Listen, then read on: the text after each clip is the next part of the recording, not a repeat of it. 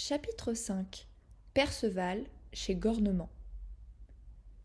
Le jeune homme chevaucha sans s'arrêter à travers la forêt et parvint dans une vaste plaine où coulait une rivière aux eaux noires et profondes. Il suivit la rive le long d'un haut rocher et aperçut un château puissant et magnifique. Au milieu se dressait le donjon et tout autour une solide muraille avec une tour plus basse à chacun des 4 coins. Le château, magnifiquement bâti, était aussi très confortable à l'intérieur. Il était défendu par un pont-levis, qui était baissé dans la journée, mais que l'on relevait la nuit. Sur ce pont se tenait un noble seigneur, habillé d'hermine, qui se promenait en compagnie de 2 écuyers. Il vit venir à lui le jeune homme et l'attendit. L'arrivant avait bien retenu les conseils de sa mère. Il le salua en ajoutant « Seigneur, c'est ce que m'a enseigné ma mère. » « Dieu te bénisse, mon frère, répondit le seigneur, qui avait bien compris, à ces paroles, que le garçon était naïf et sot. Et d'où viens-tu, cher frère? D'où? De la cour du roi Arthur. Qu'y as-tu fait? Le roi, que Dieu le protège, m'a fait chevalier. Chevalier? Par ma foi, je ne pensais pas qu'il avait à l'esprit de faire des chevaliers.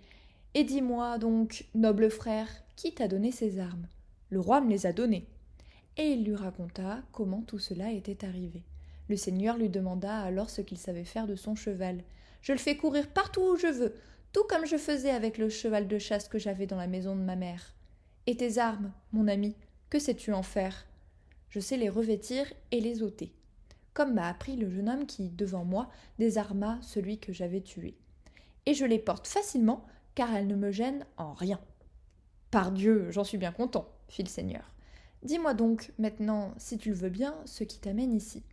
Seigneur, ma mère m'a enseigné d'aller vers les hommes de bien, de leur demander des conseils et de les suivre, car j'en tirerai grand profit.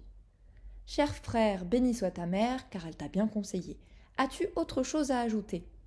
Oui, j'aimerais que vous m'hébergiez aujourd'hui. Très volontiers, mais à une condition. Accorde-moi une faveur qui pourra être très profitable. Quoi donc? Que tu aies confiance en mes conseils comme en ceux de ta mère. Ma foi, je vous l'accorde. Le jeune homme mit pied à terre. L'un des jeunes gens prit son cheval et l'autre le désarma. Et il se retrouva dans ses vêtements ridicules, avec ses brodequins et la côte de cerf mal faite et mal taillée que sa mère lui avait donnée. Le noble seigneur se fit chausser les éperons d'acier tranchant, sauta sur le cheval, suspendit l'écu à son cou et saisit la lance. « Ami, dit-il, apprends maintenant à te servir des armes et observe comment on doit tenir une lance, piquer des éperons et retenir son cheval. » Il déploya alors le gonfanon et lui apprit à tenir son écu. Il le laissa pendre en avant de manière à toucher le col du cheval. Il mit la lance en arrêt et éperonna le destrier, une bête excellente, docile, rapide et robuste. Le seigneur était expert dans le maniement de l'écu, du cheval et de la lance, car il l'avait appris dès l'enfance. Quand il eut fait sa démonstration, il revint vers le jeune homme, qui l'avait regardé, émerveillé, en notant le moindre détail. Il lui demanda « Serais-tu capable de manier la lance et l'écu, d'éperonner et mener le cheval ?» L'autre lui répondit bien franchement « Seigneur, je ne veux pas vivre un jour de plus sans savoir faire cela. C'est mon plus cher désir. » Ce qu'on ne sait pas, on peut l'apprendre, si l'on veut s'en donner la peine. Mon cher ami, dans tous les métiers, il faut effort, courage et expérience. Ce sont les 3 conditions pour acquérir n'importe quel savoir. Mais puisque tu ne l'as jamais fait, ni vu faire par quiconque, il est normal que tu l'ignores. Il n'y a aucune honte à cela. Il le fit monter à cheval, et le jeune homme se servit de la lance et de l'écu, comme s'il avait toujours vécu parmi les tournois et les guerres, ou parcouru le monde en quête de bataille et d'aventure. Tout cela lui venait de nature. Lorsque nature est favorable et que l'on y met tout son cœur, rien ne peut être difficile. Le noble seigneur était ravi des bonnes dispositions de son élève. Quand le garçon eut achevé son tour, il revint, lance levée, comme il l'avait vu faire, et demanda « Seigneur, m'en suis-je bien tiré? Croyez-vous que mes efforts porteront leurs fruits? Je n'ai jamais rien vu que je désire à ce point. Je voudrais en savoir autant que vous. » 3 fois de suite, le seigneur monta. Par 3 fois, il lui apprit tout ce qu'il savait dans le maniement des armes. Puis il le fit monter 3 fois devant lui.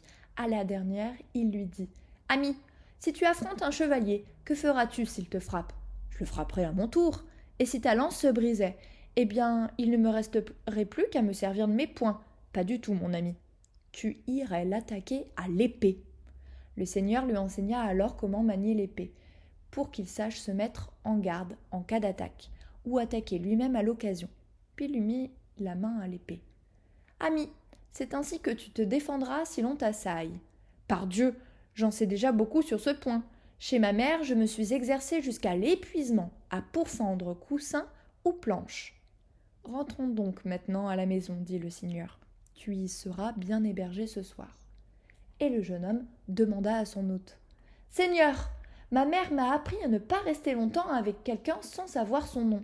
Je veux donc vous demander le vôtre. Mon cher ami, je me nomme Gornement de Gohort. Ils arrivèrent ainsi au château, main dans la main. Comme ils montaient les marches, un écuyer accourut pour lui présenter un manteau, afin qu'il ne prît pas froid, après s'être donné de l'exercice. La demeure était somptueuse, et le service parfait. Le repas fut préparé et présenté avec élégance. Après s'être lavé les mains, ils s'installèrent à table, et le seigneur fit manger le jeune homme à côté de lui, dans la même écuelle.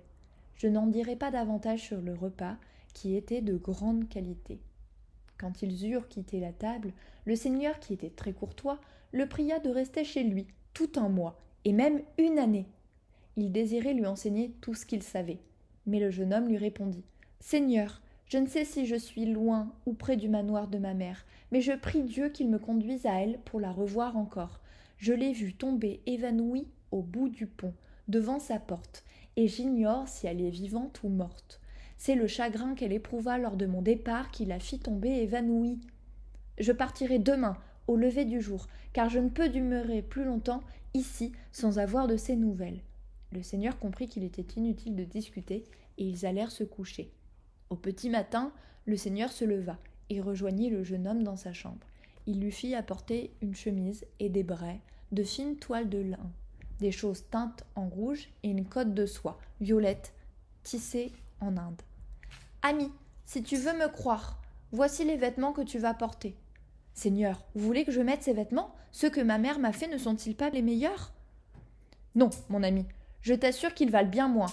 Ne m'as-tu pas promis, en venant ici, que tu ferais tout ce que je te demanderais ? Ainsi ferai-je. Je ne m'opposerai à vous en rien. » Il ne tarda pas à revêtir les vêtements, abandonnant ceux de sa mère. Le seigneur se courba pour lui chausser l'éperon droit. C'était alors la coutume lorsqu'on adoubait un chevalier. Chacun voulut lui donner une pièce de son armement. Gornement, enfin, prit l'épée. Il la lui ceignit en lui donnant l'accolade. « Avec l'épée, je te confère l'ordre de chevalerie, l'ordre le plus élevé que Dieu ait créé, un ordre qui n'admet aucune bassesse. » Puis il ajouta ces paroles, pour l'instruire de ses devoirs. « Cher frère, souviens-toi bien de ceci. Si tu as le dessus dans un combat avec un chevalier, et si ton adversaire implore sa grâce, surtout ne le tue pas. Épargne-le. Garde-toi aussi d'être trop bavard. Celui qui ne sait pas tenir sa langue finit toujours par dire quelque chose de blâmable. S'il t'arrive en chemin de trouver quelqu'un dans la détresse, homme ou femme, dame ou demoiselle, viens lui en aide, tu feras bien. Une dernière chose, enfin, mais très importante. Entre souvent dans les églises pour prier Dieu le Créateur, afin qu'il ait pitié de ton âme et qu'il te protège en ce monde, comme son fidèle chrétien. Soyez bénis, Seigneur, car vous m'avez dit exactement les mêmes choses que ma mère. Cher frère, cesse de dire sans arrêt que ta mère t'a appris telle ou telle chose. Je ne te blâme pas de l'avoir fait jusqu'à présent, mais désormais, je t'en prie, il va falloir t'en corriger. Si tu continues, on te prendra pour un fou. Et que dois-je dire alors ? Tu pourras dire que cet enseignement vient du Vavasseur qui t'a fait chevalier. Le jeune homme lui promit qu'il ferait ainsi, car ce conseil lui semblait bon. Le Seigneur fit alors sur lui le signe de croix pour le bénir. Que Dieu te protège et te guide sur le chemin que tu prends, car je vois bien que tu es impatient de partir.